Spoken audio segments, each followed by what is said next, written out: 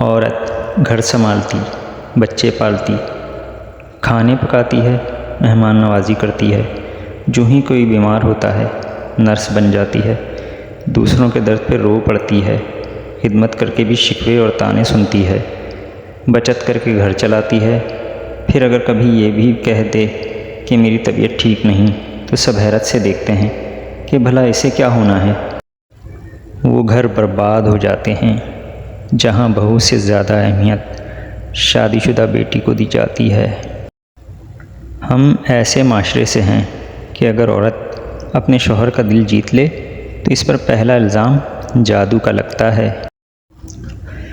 میاں بیوی کا اکٹھے برتن میں کھانا کھانا بے شرمی نہیں بلکہ سنت رسول صلی اللہ علیہ وآلہ وسلم ہے۔ سمجھدار عورت اجڑے ہوئے گھر کو آباد کرتی ہے، جبکہ ناسمجھ عورت اچھے بھلے آباد گھر کو برباد کر دیتی ہے۔ عورت کے لیے چھوٹے گھر میں ہنستی مسکراتی رہنا زیادہ بہتر ہے، ایک ایسے بڑے بنگلے سے جس میں وہ ہر وقت روتی رہے۔ خاوند کے لیے بیوی اور بیوی کے لیے خاوند سے بڑھ کر کوئی مخلص نہیں ہوتا، کیونکہ دونوں کا مفاد ایک ہوتا ہے۔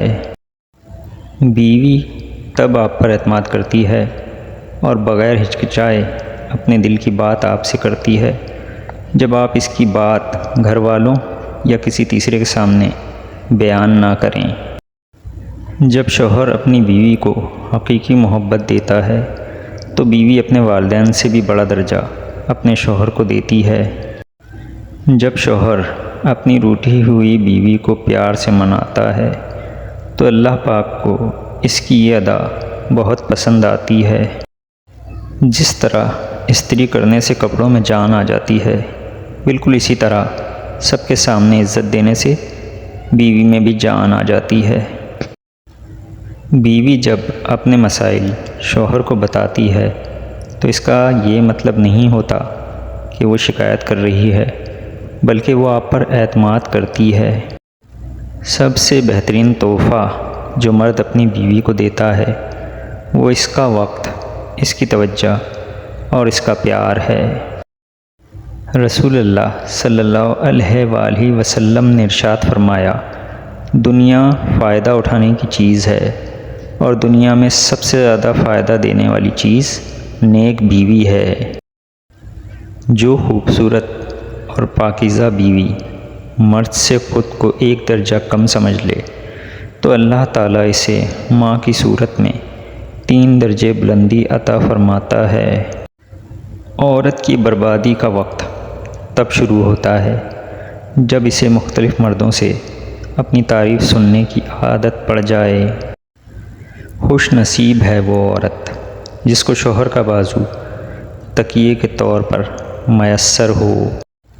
شوہر اگر گھر سے دور ہو تو لوگوں سے بھرا ہوا گھر بھی عورت کو ویران اور خالی لگتا ہے۔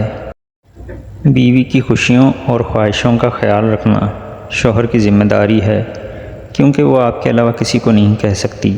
شوہر کا پیار، وقت اور توجہ ہی بیوی کے لیے سب سے بہترین تحفہ ہے۔ بیوی اپنے شوہر سے اس وقت تک لڑتی یا ضد کرتی ہے جب تک اس سے پیار کی امید ہوتی ہے۔ جب وہ امید ختم ہو جاتی ہے تو وہ لڑنا اور ضد کرنا بند کر دیتی ہے۔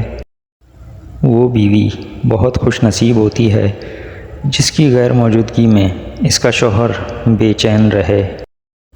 گھر سے باہر جاتے ہوئے بیوی کو بتا کر جانا بیوی کی غلامی نہیں بلکہ بیوی کی فکر اور پریشانی کو کم کرنا ہے۔